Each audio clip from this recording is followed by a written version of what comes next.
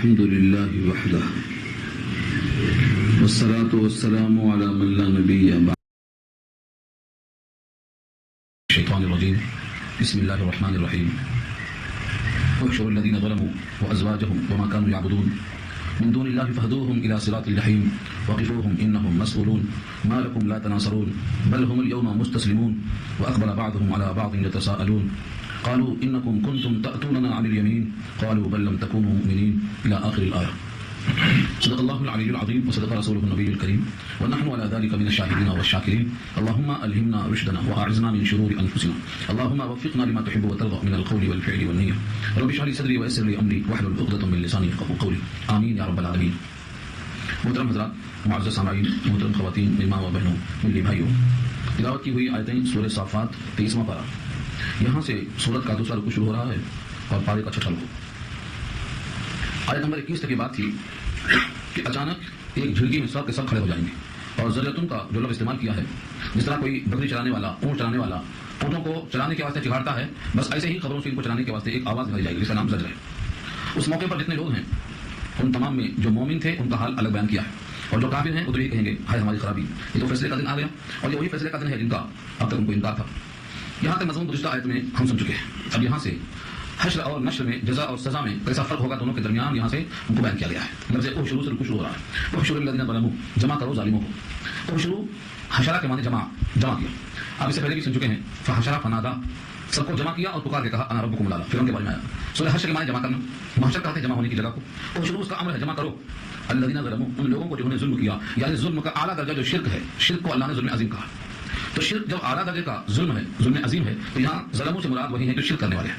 جمع کرو ان کو جنہوں نے ظلم کیا یعنی شرک کیا. وہ ازواجہم، اور ان کے جوڑے. ازواج زوج کی جمع ہے. مرد عورت دونوں کو بھی زوج اور زوجہ کہا جاتا ہے، جوڑے ہیں باہم.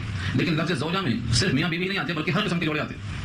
تو یہاں مراد یہ ہے کہ وہ اور ان کی بیویوں، یا مراد یہ ہے کہ وہ ظالم اور ان جیسے ظلم کرنے والے، انہیں کے جرم میں شریک ہونے والے ان کو اکٹھا، یعنی چور چوروں کے ساتھ، ڈاکو ڈاکوؤں کے ساتھ، بے نمازی بے نمازیوں کے ساتھ. یہ ہے یہاں جوڑے مراد. یعنی ان کو جمع کرو جنہوں نے ظلم کیا ہے، اور ان کے جوڑوں کو جمع کرو. بیوی بھی ہو سکتی ہے، وہ بھی جوڑا ہے اگر وہ شرک میں شریک ہے، اور جو گناہ میں شریک ہیں وہ بھی جوڑے ہیں ان کے، وہ بھی یہاں مراد ہیں. دو لکھا شاید. وما كانوا يعبدون، اور جن جن کی وہ عبادت کیا کرتے تھے، ان معبودان باطلا کو بھی جمع کرو. کوئی سورج کی پوجا کرتا وہ بھی، کوئی شیطان کی پوجا کرتا تو وہ بھی.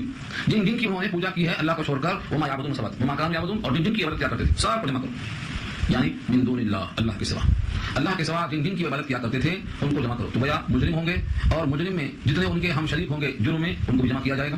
اور اللہ کے علاوہ جن جن کی پرستش کی گئی ہے ان کو بھی جمع کیا جائے گا، تاکہ لوگوں کو معلوم ہو جائے کہ جن کو ہم سمجھتے تھے کہ مشکل کشاں ہیں، حاجتیں پوری کریں گے، یہ معبودان باطلا آج ہماری طرح بے بس ہیں. ان کو سمجھ میں آئے. جمع کرنے کے بعد ان کو حکم ہوگا فہدوہم الی صراط الجحیم، ان کو لے کے چلو صراط الجحیم کی طرف. فہدو جو آپ پڑھ چکے ہیں سورہ فاتحہ میں، اہدنا صراط المستقیم، تو وہاں اہدنا ہے امر ہے، ہم کو لے کے چلو. یہاں کیا ہے؟ اہدو فہدو، ان کو لے کے چلو. فہدوہم، ان کو لے کے چلو الی صراط الجحیم، جہنم کے راستے کی طرف. کیونکہ یہ مجرم ہیں، مشرک ہیں، اور ان کے باطل معبودان ان کے ساتھ ہیں، ان کو لے کے چلو. دس بتا دو دکا. اس سے پہلے بات آئی تھی کہ ہدایت کے کئی درجات ہیں، کئی مقام ہیں.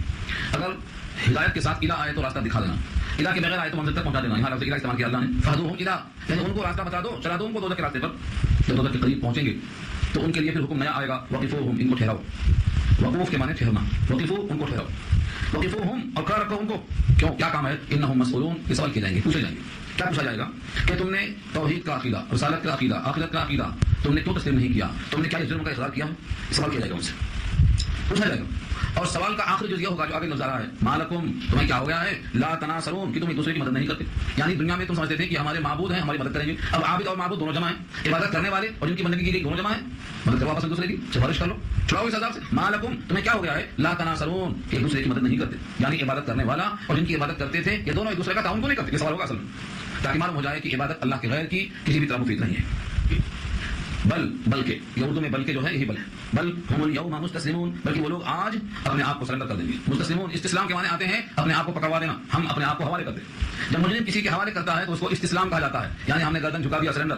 تو آج وہ لوگ مدد کیا کریں گے؟ وہ تو آج اپنے آپ کو پکڑواتے ہیں سرنڈر ہونے کے واسطے. آئیں آج ان کے پاس کوئی راستہ نہیں، کوئی حجت نہیں، کوئی باز نہیں، کوئی دلیل نہیں. واقبل بعضهم على بعض يتساءلون، اب پکڑے گئے، سرنڈر ہونے کے بعد آپس میں سوال جواب کریں گے. یہ کون ہے؟ ایک شرک کرنے والا دوسرے شرک کرنے والے سے سوال جواب کرے گا. یا یوں کہا جائے جس نے گمراہ کیا تھا اس کو پکڑیں گے وہ لوگ جنہوں نے اس سے گمراہی پائی تھی. بھیا گمراہ کرنے والے گمراہ ہونے والے دونوں باہم سوال جواب کریں گے. یہاں سے شروع ہوتا سوال جواب. واقبلا، اقبال کے معنی متوجہ ہونا، منہ در منہ. بعضهم على بعض، ان میں سے بعض پر متوجہ ہوں گے. کس طرح؟ يتساءلون، تساؤل کے معنی پوچھنا آپس میں دوسرے سے. کیا پوچھنے لگیں گے؟ قالوا انکم کنتم تأتوننا عن الیمین، وہ کہیں گے جو گمراہ ہونے والے وہ کہیں گے انکم کنتم تأتوننا، بے شک تم تو آیا کرتے تھے ہمارے پاس، عن الیمین، داہنی طرف سے۔ داہنی طرف آنے کا مطلب کیا ہے؟ شارح نے لکھا ہے کہ یمین کے دو معنی تھا، ایک معنی تو آتے ہیں داہنی طرف کی، اور داہنے ہاتھ سے قوت اشارہ کر رہی ہے۔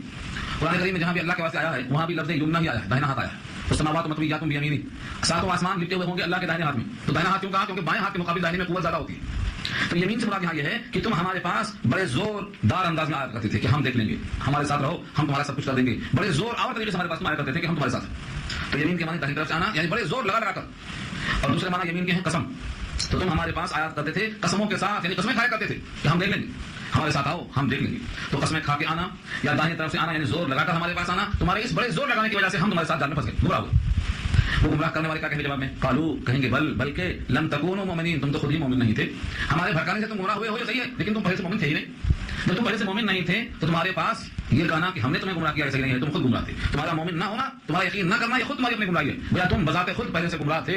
اور یہاں سوال یہ کہ ہم تمہارے پاس دائیں سے آتے تھے، قسمیں کھا کر آیا کرتے تھے، ہمارا تم پر کوئی زور نہیں تھا۔ یہ بہنی وہی الفاظ ہے جو شیطان نے کہا سورہ ابراہیم میں کہ ہمارا تم پر کوئی زور نہیں تھا، وہاں بھی سلطان ہے اور یہاں بھی سلطان کا لفظ ہے۔ وما کان لنا علیکم من سلطان، اور نہیں تھا ہمارے لیے تمہارے اوپر کوئی زور، سلطان کے معنی زور۔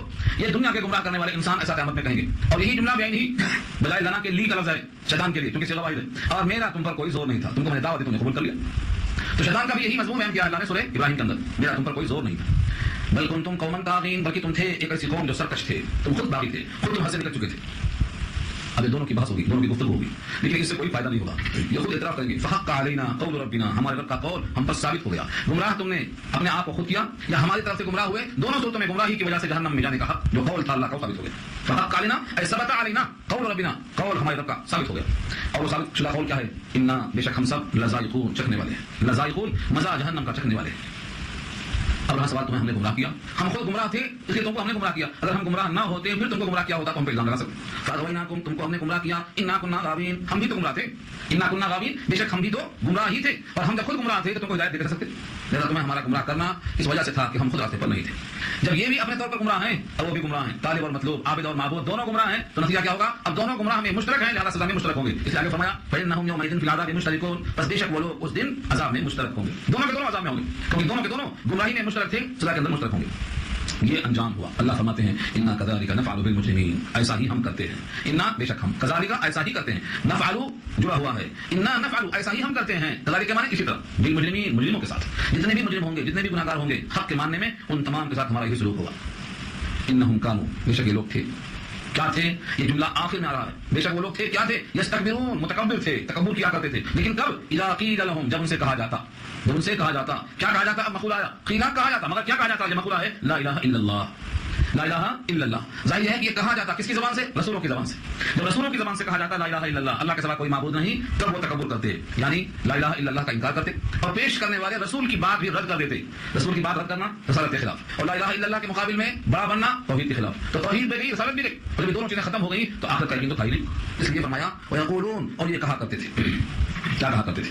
انا لتارکو آلہتنا لشاعر مجنون، تکبر یہاں تک پڑ گیا تھا ان کا، جب ان سے لا الہ الا اللہ کہا جاتا تو تکبر کرتے، اور یوں کہتے انا، کیا ہم لتارکو ترک کرنے والے ہیں، آلہتنا ہمارے معبودوں کو، لشاعر مجنون، ایک ایسے شاعر کی وجہ سے جو کہ مجنون اور دیوانہ ہے۔ ایک شاعر، ایک مجنون، کیا ایک مجنون کے کہہ دینے سے، ایک شاعر کے بول دینے سے ہم اپنے معبودوں کو چھوڑ دیں گے؟ یہ کہا کرتے تھے، یہ تکبر کی ان کی حد ہے، تو نبی کو انہوں نے شاعر کہا، حالانکہ زندگی بھر میں آپ نے کبھی بھی شعر موضوع نہیں کہا، کیونکہ کوئی کلام ارادے کے ساتھ موضوع کہنا یہ ہے اصل میں شعر، اور قرآن نے شعرا میں صاف کر دیا وما علمناه الشعر وما ينبغي له، آپ کو ہم نے شعر شاعری سکھلایا نہیں تھا اور نہ یہ آپ کے مناسب ہے، پھر بھی ہم نے آپ کو شاعر کہا، اور ساتھ میں مجنون کہا کہ دیوانے ہیں۔ سورہ قلم پارہ 29 میں اللہ نے اس مجنون کی تردید فرمایا اور کہا کہ کوئی دنیا میں ایسا مجنون نہیں ہو سکتا کہ جس کے علم کے خزانے زندگی بھر لوگ لکھتے رہیں، پڑھتے رہیں اور وہ ختم نہ ہو۔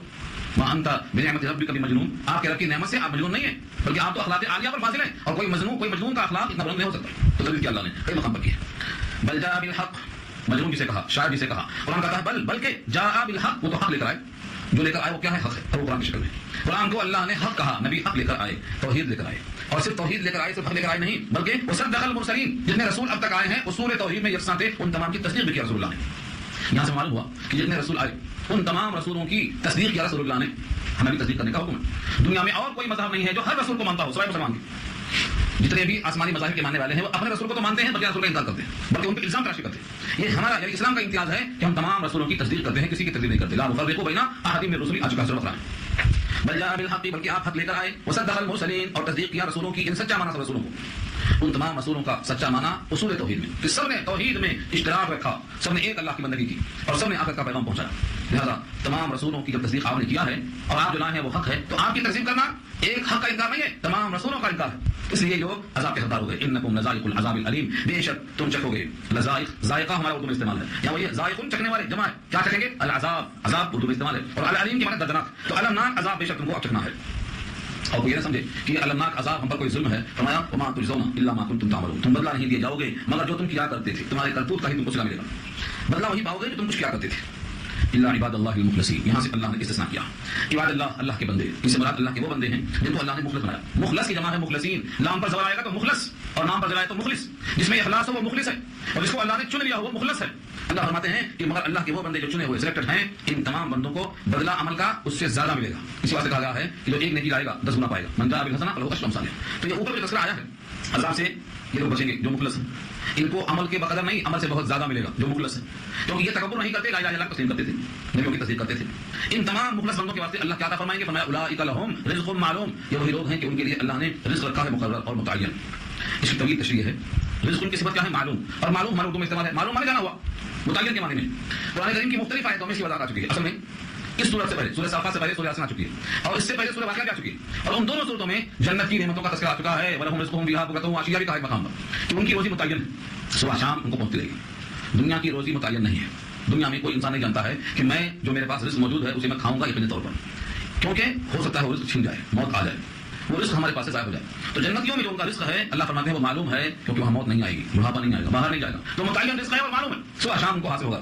وہ کہتا ہوں واشیہ کہا ہے، غدوہ واشیہ کہا، صبح شام کا رزق ہوتا رہے گا، تو ایک تو متعین ہے یعنی معلوم ہے، صبح شام آتا رہے گا، اور دوسری یقینی بات ہے وہ رزق کیا ہوگا جو متعین رزق۔ فرمایا فواکہ ہو، فواکہ جمع ہے فاکہۃ کی، یہ بات بھی آ چکی ہے، فواکہ جمع ہے فاکہۃ کی، جس کے معنی آتے ہیں بطور لذت کے کھانا، فواکہ۔ امام رازی لکھتے ہیں جنت میں کوئی آدمی جو کھانا کھائے گا وہ بھوک کی ختم کرنے کے واسطے نہیں کھائے گا، بھوک لگی ہے نہیں کھائیں گے تو بے چینی ہو رہی ہے، وہاں کھانا بھوک کو دفع کرنے کے واسطے نہیں ہوگا، نہ وہاں کمزوری کو دور کرنے کے واسطے ہوگا کہ نہیں کھائیں گے انرجی کہاں سے آئے گی، تو بھوک کو دفع کرنے کے واسطے نہیں ہوگا اور کمزوری سے بچنے کے واسطے نہیں ہوگا، پھر کیا ہوگا؟ تفقہان ہوگا، لذت کے لیے ہوگا۔ جنت کی ہر غذا لذت کے لیے ہوگی، نہ بھوک مٹانے کے لیے ہوگی نہ کمزوری کو دور کرنے کے واسطے ہوگی، جنت کی ہر غذا تفقہان ہوگی۔ امام رازی لکھتے ہیں اسی واسطے رزق کیا رزق کے واسطے فواکہ جتنے بھی رزق ہوں گے بطور تفقہ کے کھائیں گے، چاہے انار ہو، چاہے سیب ہو، چاہے گوشت ہو، ہر وہ چیز بطور بھوک کے دفع کرنے کے نہیں کھائیں گے بلکہ بطور تفقہ اور لذت کے کھائیں گے۔ امام رازی لکھتے ہیں آگے اللہ فرماتے ہیں وہ مکرمون، اور وہ ان کو عزت دی جائے گی، اکرام کیا جائے گا۔ مکرمون مفعول اکرام سے، اگر کسی کو کھانا بہترین ہو لذیذ ہو لیکن ذلت سے دیا جائے، جیل میں جیسے قیدیوں کو دیا جاتا ہے تو وہ کھانے کی لذت سے محروم ہو جاتا ہے، تفقہاً وہی کھانا ہوگا جو بطور اکرام کی عزت کے ساتھ پیش کیا جائے۔ اللہ تعالیٰ جو پیش کرے گی جنتیوں کو کھانا وہ اکرام کے ساتھ ہوگا، وہ مکرمون، اور وہ عزت دی جائے گی۔ دنیا میں جتنے لوگ اس چیز کو محسوس کرتے ہیں، ہر دینے والا جب کسی کو دیتا ہے تو زبان سے وہ کہے یا نہ کہے لیکن دل میں احساس برتری ضرور رکھتا ہے، لیکن اللہ تعالیٰ جب بندوں کو دیں گے تو ان بندوں کے لیے احساس برتری ہوگا اور وہ بندے قابل عزت ہوں گے کہ یہ وہ بندے ہیں جن کے دل میں میرا احترام تھا، میری عزت تھی، اس واسطے وہ سب کے ساتھ مکرم کہا گیا۔ فی جنات النعیم، نعمتوں کے باغ میں، جنات جمع ہے جنت کی، اور نعیم کے معنی نعمتیں، نعمتوں کے باغ میں ہوں گے، کیسا بیٹھیں گے؟ علی سرر، تختوں پر، سرر تختوں پر بیٹھیں گے، متقابلین، تقابل کے معنی آمنے اور سامنے، لکھا ہے جنت میں چاہے جتنے دوست احباب ہوں گے کسی کی پیٹھ کسی کے منہ کی طرف نہیں ہوگی۔ اس کی شکل کیا بتایا ہے؟ حقیقت حال تو اللہ نے اپنے ہی پاس رکھا ہے، لیکن لوگوں نے کہا کہ گول میز پھرنے والی ہوگی، اور بعض نے کہا ہے کہ ان کی زبان اور ان کی آنکھیں اور ان کے کان اتنے تیز ہوں گے کہ چاہے جتنا دور بیٹھیں گے لیکن لگے گا کہ قریب سے باتیں کر رہے ہیں، قریب سے باتیں کر رہے ہیں۔ آج کل تو مائک کا سسٹم بتا رہا ہے کہ تو بہت آسان ہے، جتنا بھی دور لگتا ہے قریب، تو آپس میں ایک دوسرے سے گفتگو کریں گے، تختوں پر بیٹھ کر ہوں گے اور ایک دوسرے کے آمنے اور سامنے ہوں گے، متقابل ہوں گے۔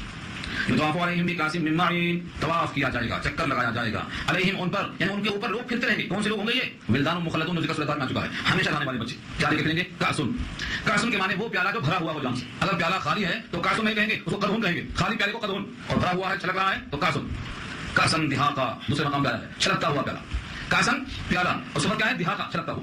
تو اللہ تعالیٰ نے کأسن کے ساتھ صفات لگائیں گے بتانے کے لیے، طواف کریں گے ان پر، پھرتے رہیں گے ان پر پیالوں کے ساتھ، پیالہ بھی کیسا؟ من معین، معین کے معنی شراب جو بالکل صاف ستھری ہو، نسلی ہوئی شراب۔ معین کے معنی آتے ہیں اصل میں میٹھا چشمہ، یہاں ہے کأسن کی مناسبت سے ایسا پیالہ جو شراب سے بھرا ہوا ہو اور بالکل صاف، کتنی صاف، اللہ وضاحت فرماتے ہیں بیضاء، بالکل سفید۔ دنیا کی کوئی شراب آپ سفید نہیں پائیں گے، کیوں؟ جس چیز سے وہ کشید کی جائے گی اس کا رنگ آئے گا، لیکن یہ جنت کی جو شراب ہوگی وہ سفید ہوگی، بیضاء، بیضاء ابیض سے بنا ہے، مؤنث، سفید، بالکل سفید رنگ کی۔ لذت للشاربین، لذت ہوگی شاربین کے لیے، شارب معنی پینے والا، شارب خمر اردو میں استعمال ہے. شارب پینے والا, شاربین جمع ہے, پینے والوں کے لیے لذت ہوگی. لذت تو مصدر ہے, لیکن شارح نے لکھا ہے یہ لذن سے بھی لذتن بنا ہے, صیغہ صفت ہے یہ. لذن سرابا لذت ہوگی, لذت والی ہوگی نہیں, سرابا لذت ہوگی پینے والوں کے لیے. جیسا ہم نے کہا ہے صیغہ صفت, یعنی وہ سرابا خود لذت ہوگی. جتنے پینے دنیا میں جب پیتے ہیں کوئی, تو اس میں دو خرابیاں عام طور سے ہوتی ہیں. ایک تو سر کا درد ہوتا ہے, ایک چکر آتی ہے, ایک پیٹ میں درد ہوتا ہے, ایک منہ سے ایک بدبو قسم کی بھبکا نکلتا ہے. قریب گئے تو معلوم ہوتا ہے اس کے منہ سے بھبکا آ رہی. یہاں اس آیت میں اللہ نے ان تمام کی نفی کر دی ہے. لا فیہا غول ولا هم عنہا ينزفون. لا فیہا غول, اس میں غول نہیں ہوگا. غول کے معنی چار لکھا شارح نے. غول کے معنی چکر, سر کا درد, اور غول کے معنی درد شکم, پیٹ کا درد, اور غول کے معنی آتا ہے منہ کا بھبکا, بدبو. یہ صرف کوئی چیز نہیں ہوگی. اور بعض الفاظ یہ بھی ملتے ہیں فاتر العقل, عقل کا کھو دینا. یہ چاروں معنی کرتے ہیں غول کہ اللہ تعالیٰ نے اس شراب کے اندر ایسا کچھ رکھا ہے, نہ سر پھرتا ہے, نہ پیٹ میں درد ہوتا ہے, نہ منہ سے بدبو آتی ہے, نہ عقل زائل ہوتی ہے. ولا هم عنها ينزفون, اور نہ وہ اس کو پینے کے بعد بہکیں گے. یہ ينزفون نزفہ کے معنی آتے ہیں بہک جانا, وہ بہکیں گے نہیں پینے کے بعد. اس شراب میں اللہ نے خوبی رکھی ہے. اسی واسطے دوسرے مقام کو اس کا نام رکھا ہے شرابن طہورا, پاک اور صاف. سورہ طہ میں وضاحت کیا اللہ نے. اور یہ شراب پینے کے بعد وعندهم قاصرات الطرف, اور ان کے پاس ہوں گی نیچی نگاہ والیاں. قاصرات کثر سے, کثیر سے بنا ہے. پستی خط آپ کو کیا بولتے ہیں, کثیر, پستہ خط. اور قاصرات کے معنی نیچی, اطر معنی نگاہیں, تو نیچی نگاہیں رکھنے والیاں. اور العین, عین کے معنی بڑی آنکھوں والیاں, نیچی نگاہ والیاں اور بڑی آنکھوں والیاں, یہ ان کے پاس ہوں گی. لکھا ہے شارح نے قاصرات الطرف کا مطلب نیچی نگاہ والی, سوائے اپنے شوہروں کو وہ کسی کو نہیں دیکھیں گی نگاہ اٹھا کر. یہ ہے اس کا مفہوم. اور یہ مضمون سورہ رحمان میں بھی آ چکا ہے تفصیل کے ساتھ, قاصرات الطرف. اور وہاں تو کہا ہے کأنہن الیاقوت والمرجان, تشبیہ دی ہے وہاں تو. یاقوت اور مرجان یہ موتی ہیں, ایسے شیشے کی طرح ہیں کہ گویا وہ مرجان ہیں, یاقوت ہیں, لؤلؤ ہیں. کئی تشبیہ دی اللہ نے. تو فرمایا کہ ان کے پاس نیچی نگاہ والیاں ہیں اور بڑی آنکھوں والیاں. عین کے معنی بڑی آنکھوں والیاں, اور طرف معنی نگاہ ہیں, نیچی نگاہ والی. وہ کسی پر نگاہ نہیں ڈالیں گی. حدیث میں آیا ہے کہ وہ اپنے ان شوہروں سے کہیں گی جس اللہ نے ہم کو آپ کے لیے اور آپ کو ہمارے لیے تیار کیا ہے, اس اللہ کی تعریف ہے, اس کے سوا کسی اور پر نگاہ نہیں ڈالیں گی. اور امام رازی نے تو ایک اور بات کہی قاصرات الطرف کے بارے میں کہ وہ نیچی نگاہ والیاں ہیں, یعنی اپنے شوہروں کو اتنی پسند ہوں گی کہ ان کے شوہروں کی نگاہیں کسی اور پر نہیں پڑنے دیں گی. محببات, اپنے شوہروں کی پسندیدہ ایسی ہوں گی کہ ان کے ہوتے ہوئے شوہروں کی نگاہ کسی اور پر نہیں پڑے گی. یہ ہے مفہوم مناظر بیان کرتے ہیں. تو نیچی نگاہ والیاں اور بڑی بڑی آنکھوں والیاں. تشبیہ دیا دیکھو کأنہن بیض مکنون, گویا کہ وہ اندھے ہیں چھپے ہوئے. کأنہن گویا کہ وہ ہیں بیض اندھے, مکنون چھپے ہوئے دھرے ہوئے. اہل عرب جو اندھوں کا رنگ ہوتا ہے گندمی ہوتا ہے, مائل بسرخی ہوتا ہے, تو وہ سفیدی جس میں سرخی مائل ہو اس کو ہم گندمی رنگ کہتے ہیں. یہ اہل عرب کو بہت پسند تھی. اور حضور کا بھی رنگ گندمی بتایا گیا ہے. سفید چننا نہیں تھا, سفید چننا آپ شاہد نظیر پاؤ, سفید چننے کی طرح آپ نہیں تھے, بلکہ آپ کی سفیدی مائل بسرخی تھی. تو وہ اندھا جو پروں کے ساتھ چھپا ہوا ہو اس کی سفیدی کی تشبیہ دی گئی ہے. تو سفیدی جس طرح انڈے پہ ہوتی ہے اس طرح سفیدی ہوگی ان کے جسم کی, وہ انڈے ہیں چھپے ہوئے, مکنون چھپے ہوئے ہوں. یہ تشبیہ آپ نے غور سے دیکھا, امام رازی اس میں اور ایک بات پیدا کرتے ہیں. وہ کہتے ہیں اندھے کی سفیدی کا تذکرہ کیا ہے, یا اندھے کے اندر جو جھلی ہوتی ہے اس جھلی سے ان کے گداز اور نرمی کی تشبیہ دی گئی. کأنہن بیض مکنون, گویا کہ وہ انڈے ہیں چھپے ہوئے, یعنی اس کے اندر جو جھلی ہے وہ کتنی نرم اور نازک اور گداز ہوتی ہے, تو ان کے جسم کی لطافت تشبیہ دی گئی. تو یہاں پر بیض مکنون کہا ہے, اور سورہ رحمان میں کأنہن الیاقوت والمرجان کہا ہے. تو یہ سب جنت کے اندر کی چیزیں ہیں, اللہ نے ان تمام کے واسطے انتظام کیا ہے. ان تمام نعمتوں میں کون ہوں گے, جو اللہ تعالیٰ کے تمام باتوں کی تصدیق کرنے والے ہوں گے. اب جنتوں میں پہنچ کر آپس میں سوال کریں گے, ایک دوسرے سے ملاقات کرتے ہوئے. فأقبل بعضهم على بعض يتساءلون, اوپر ہی آئی تھی جہنمیوں کے لیے جو گمراہ کرنے والے ہونے والے تھے ان کی گفتگو تھی. اب یہاں وہی جواب دوبارہ آ رہا ہے, آپس کی گفتگو ہوگی جو جنت کے اندر پہنچے ہوئے ہوں گے. فأقبل بعضهم على بعض يتساءلون, متوجہ ہو کر ان میں سے بعض کی طرف منہ کر کے پوچھنے لگیں گے. قال قائل منهم, ان میں سے ایک کہے گا کہنے والا, انی کان لی قرین, بے شک میرا تھا ایک دوست. آپس میں بات کریں گے, کہیں گے دنیا میں میرا ایک دوست تھا, انی کان لی, کانا تھا, لی میرے واسطے, قرین ایک ساتھی. وہ ساتھی میرا مجھ سے الگ تھا, وہ یوں کہتا تھا, میں یہ کہتا تھا. دوسرا دنیا میں لوگ بحث کرتے ہیں, بیان وہی انداز ہے کہ وہ میرا جو ساتھی تھا یقول کہا کرتا تھا, فإنک لمن المصدقین, کیا تم ہو تصدیق کرنے والوں میں, فإنک کیا بے شک ہو تم, لمن المصدقین, ان لوگوں میں سے جن کو تصدیق کرنا ہے, جس کو یقین کرنا ہے, کیا تم مانتے ہو آخرت کو. یہ کون ہے, ان دونوں کا نام نہیں بتایا ہے, ان دونوں کا نام نہیں بتایا. اس پر امام علامہ سیوطی نے بہت بہترین قصہ نقل کیا ہے. اس قصے سے معلوم ہوتا ہے کہ تقریباً یہ وہی لوگ ہیں جن کا ذکر سورہ کہف میں آیا ہے. مثلا رجلین, دو آدمی کو مثال بیان کرنا ہے, اور ایک وہ تھا جو آخرت کو مانتا تھا اور ایک آخرت کو نہیں مانتا تھا. ان دونوں کا قصہ تو جو سورہ کہف میں آیا ہے, دو آدمیوں کا واقعہ, ایک ماننے والا ایک نہ ماننے والا. وہی دونوں دوست یہاں بھی, بعضوں کا نام بھی بتایا, ماننے والا یہودا اور کافر کا نام مرفوع بتایا ہے. ان کا عجیب قصہ نقل کیا ہے صاحب مظہری نے, قاضی ثناء اللہ پانی پتی رحمۃ اللہ علیہ نے نقل کیا ہے. عجیب غریب واقعہ ہے, اور یہ واقعہ علامہ سیوطی نے قلمبند کیا ہے. لکھا ہے کہ جو دوست تھے دنیا میں, دونوں کے کاروبار ساتھ ساتھ چلتے تھے, پارٹنرشپ تھی. نفع جب آیا 8,000 روپیہ تو 4,000 بانٹ لی. 4,000 اس نے, 4,000 اس نے. جو کافر تھا اس نے 1,000 سے زمین خریدا. جب اس نے سنا کہ میرے دوست نے جو کافر ہے آخرت کو نہیں مانتا زمین خریدا, تو اس نے کہا کہ یا اللہ میں بھی زمین خریدنا چاہتا ہوں لیکن جنت میں. میں یہ بیان دے رہا ہوں, 1,000 روپیہ کو صدقہ کر دیا, کہا جنت کی زمین ہے. پھر اس نے کیا کیا, 1,000 روپے میں اس زمین پہ گھر بنایا. جب مومن کو اطلاع ملی تو اس نے کہا یا اللہ میرے ساتھی نے زمین پر گھر بنایا ہے, میں 1,000 روپے آپ کے حوالے کرتا ہوں, میرا گھر وہاں بنا دیجیے. صدقہ کر دیا. پھر اس کو معلوم ہوا کہ اس نے 1000 روپئے میں گھر کے سارے سامان جمع کرے، گھر کے سارے سامان اخذ جمع کرے۔ اس نے بھی کیا کیا، 1000 میں اللہ سے کہا کہ میرے نوکر چاکر حور و غلمان میں بھی خریدنا چاہتا ہوں، بدلا کر دیا۔ پھر اس نے معلوم ہوا کہ 1000 روپئے میں اپنے واسطے دنیاوی سامان جو باقی بچ گئے تھے نوکر چاکر کے علاوہ ان تمام کو خریدا، اس نے وہاں بھی خرچ کر دیا۔ اس طرح 4000 اس نے دنیا میں خرچ کیا، زمین، مکان، گھر کے سامان، نوکر چاکر، گاڑی سواری سب انتظام کر لیا، اور اس نے 4000 خود خرچ کر دیا صدقہ کی طرح۔ اتفاق سے ضرورت پیش آئی، کچھ کام کی، تو اس کو یاد آیا کہ میرا یہ دوست شاید کچھ میرے ساتھ ہمدردی کرے، کیونکہ کاروبار میرے پارٹنرشپ میں ہے۔ جب آگے پوچھتا ہے تو اس نے کہا حیرت ہے تمہارے اوپر، تم 4000 کیا کیا، 4000 تمہارے پاس تھے کیا کیا؟ اس نے کہا میں نے ایسا خیرات کر دیا۔ تو اس کو اس نے کہا انک لمن المصدقین، کیا تم ہو ان لوگوں میں سے جو تصدیق کرتے ہیں؟ مطلب یہ ہے کہ تم تو ہولے شولے، یہ کوئی تصدیق کرنے کی چیز ہے، تم نے کیسے مان لیا کہ مرنے کے بعد ایسا ہوگا؟ دیکھو سنو، اذا متنا، کیا جب ہم مر جائیں گے، وکنا ترابا، اور ہو جائیں گے مٹی، وعظاما اور ہڈی، انا لمدینون، تو کیا بے شک ہم بدلا دیے جائیں گے؟ لمدینون، یہ مدینون کون سا ہے؟ مدیون نہیں ہے مخلوق کے معنی، بلکہ مدیون بنا ہے مالک یوم الدین، جو آپ پڑھتے ہیں فیصلے کے دن کا مالک ہے۔ تو مدینون کے معنی کیا؟ ہم سب کو بدلا دیا جائے گا، یہ مفعول ہے اس آبجیکٹ ہے۔ کیا ہم سب جب مٹی ہڈی ہو جائیں گے تو کیا ہم کو زندہ کر کے ہم کو جزا سزا ملے گی؟ یہ اس کو حیرت تھی۔ یہ وہاں کہے گا جنتی کہ میرا دوست تھا ایسا کہا کرتا تھا۔ اب ظاہر یہ ہے کہ جب وہ ایسا کہا کرتا تھا تو میرے ساتھ یہاں نہیں آیا، تو وہاں گیا ہوگا جس کا یقین نہیں تھا۔ اللہ تعالیٰ بتاؤ اور قدرت کے اور دنیا والوں کو وقت سے پہلے بتانے کے لیے تذکرہ فرما دیا کہ جنتی کو حکم ہوگا اگر تم دیکھنا چاہتے ہو اپنے دوست کا انجام تو جہنم میں جھانک کر دیکھ لو۔ اللہ تعالیٰ نے وہاں جہنم میں جھانکنے کا حکم دیا، اور اس سے پہلے قرآن میں نقل کر دیا ہمارے واسطے تاکہ ہماری آنکھیں کھل جائیں۔ قال هل انتم مطلعون، فرمایا کیا تم ہو جھانکنے والے؟ هل انتم، کیا ہو تم؟ مطلعون، مطلعون جھانکنا۔ قرآن میں بتایا تطلع الى الہ موسیٰ، فرعون نے جھانک کر دیکھا کہاں؟ موسیٰ کے خدا کی طرف، وہ قصہ چکا ہے۔ اور مطلع کرنا کسی کو آگاہ کرنا، مطلع کہتے ہیں دور ہونے کی جگہ جو اوپر نظر آتی ہے، تو مطلعون کے معنی آتے ہیں جھانکنا اوپر نیچے کی طرف، جھانکنے والے ہو تم۔ فطلع، جھانکا، اس پاس ٹینس ہے مطلعون، اس کا اسم فاعل تھا، اور فطلع کیا اس کا؟ پہلے ماضی ہے پاس ٹینس ہے، جھانکا۔ فرآہ، پھر دیکھا اسی دوست کو فی سواء الجحیم، بیچ اور بیچ میں جہنم میں دیکھا، سواء الجحیم، بیچ اور بیچ میں جہنم کو اس کو دیکھا۔ جب دیکھا کہ میرا ایک ساتھی یہاں ہے اور میں اتنے مزے میں ہوں تو اپنے آپ میں خوشیوں سے بڑھاتا ہے۔ کس سے کہتا ہے یہ؟ اسی دوست سے مخاطب ہو کے بولتا ہے قال تاللہ، اللہ کی قسم، ان کدت لتردین، تو قریب تھا مجھ کو گڑھے میں ڈالنے کے۔ ان کدت، قال یکادو کے معنی قریب ہونا، کدت تو قریب تھا، لتردین البتہ ڈال دینے والا تھا مجھے گڑھے میں۔ تردین، ردہ، ردی کی ٹوکری پیچھے آ چکا۔ تو تردین کے معنی آتے ہیں لتردین، تو مجھے ڈالنے والا تھا گڑھے میں۔ ولولا نعمت ربی، اگر نہ ہوتی میرے رب کی نعمتیں، میرے رب کا فضل و کرم نہ ہوتا، لکنت، تو میں بھی ہوتا من المحضرین، جو پکڑ کے لائے گئے ہیں، جو حاضر کیے گئے ہیں جہنم میں بھی انہیں میں ہوتا۔ یہاں سے شاعر نے لکھا ہے کہ دیکھو یہ بری صحبت میں تھا، ذرا سا چوکا، اگر پوری طرح آ گیا ہوتا رب میں تو سب جہنم میں ہوتا۔ بس اللہ کا فضل ہو گیا کہ بری صحبت کے باوجود بچ گیا۔ تو اللہ کا فضل ہو تو بری صحبت سے بچ سکتا ہے، ورنہ عام طور سے بری صحبت میں بچ جاتا ہے، بچتا نہیں۔ یہاں سے لکھا ہے کہ بہت سے لوگ دوستی کرتے ہیں اور سمجھتے ہیں کہ اس سے دوستی ہم براہ راست دور دور رکھیں گے، لیکن ہوتا یہ ہے کہ دھیرے دھیرے دھیرے اس کے اثرات قبول کرنے لگتے ہیں۔ اگر اس کے اندر آوارگی ہے، بے حیائی ہے، دنیا داری ہے، آخرت سے دوری ہے، توحید سے بیزاری ہے، تو دھیرے دھیرے ان کا رنگ آنا لگتا ہے، شروع ہو جاتا ہے ہمیں آنا، اور نتیجہ یہ ہوتا ہے کہ یہ ایمان سے بہت دور ہو جاتا ہے اور آخرت میں اس کا ٹھکانہ جہنم بن جاتا ہے۔ اسی واسطے برے دوستوں کو چھانٹ دینا چاہیے، یہاں سے نکلتا ہے، بلکہ اس کو کئی آیتیں ہیں۔ ہاں سورہ فرقان میں انشاءاللہ بحث آئے گی، وَيَوْمَ يَعْضُ الظَّالِمُ عَلَىٰ يَدَيْهِ، ظالم اپنے ہاتھوں کو کترے گا غصے میں، افسوس میں، اور کہے گا یا لیتنی لم اتخذ فلانا خلیلا، اے کاش کہ میں نے فلانے کو دوست نہ بنایا ہوتا، اس کی دوستی نے مجھے ڈبا دیا۔ کیوں؟ برا ساتھی، تو برے ساتھی سے تنہا رہنا بہتر، برے ماحول سے دور رہنا، تو آدمی آہستہ آہستہ کھنچتا ہے، چلا جاتا ہے اس کے عقیدے کی طرف۔ یہاں سے بات معلوم ہوئی ہے کہ برے عقیدے سے اور برے ساتھیوں سے آدمی کو بچتے رہنا چاہیے، کیونکہ دھیرے دھیرے بری صحبت کا وہ آدمی بن جاتا ہے۔ اسی واسطے کہا ہے صحبت صالح ترا صالح قرآن، صالح کے ساتھ رہیں گے صالح بنیں گے، اور برے کے ساتھ رہیں گے تو برے بنیں گے۔ ادھر والے کے پاس رہیں گے تو خوشبو آئے گی، اور بچے والے کے پاس رہیں گے تو کوئلہ اڑ کے آئے گا، راکھ اڑ کے آئے گی، جلے۔ یہی کہا گیا یہاں پر بھی کہ اللہ کا اگر فضل نہ ہوتا تب تو مجھے گڑھے میں ڈالنے کے قریب تھا، اور میں بھی ہوتا ان میں جو پکڑ کے لائے گئے جہنم میں، میں بھی ہوتا، لکنت من المحضرین، حاضر کیے ہوئے لوگوں میں بھی ہوتا۔ اس طرح سے بات معلوم ہوئی کہ بری صحبت سے ہم کو اپنے آپ کو بچانا ہے۔ لوگ کہتے ہیں برا ہے تو کیا ہوا، صرف یہ کام کر لیں گے، صرف یہ رشتہ کر لیں گے، صرف یہ کاروبار کر لیں گے، صرف فلاں کر لیں گے، وہ صرف نہیں جاتا، دھیرے دھیرے ان کی فکر آ جاتی ہے، سرایت کر جاتی ہے۔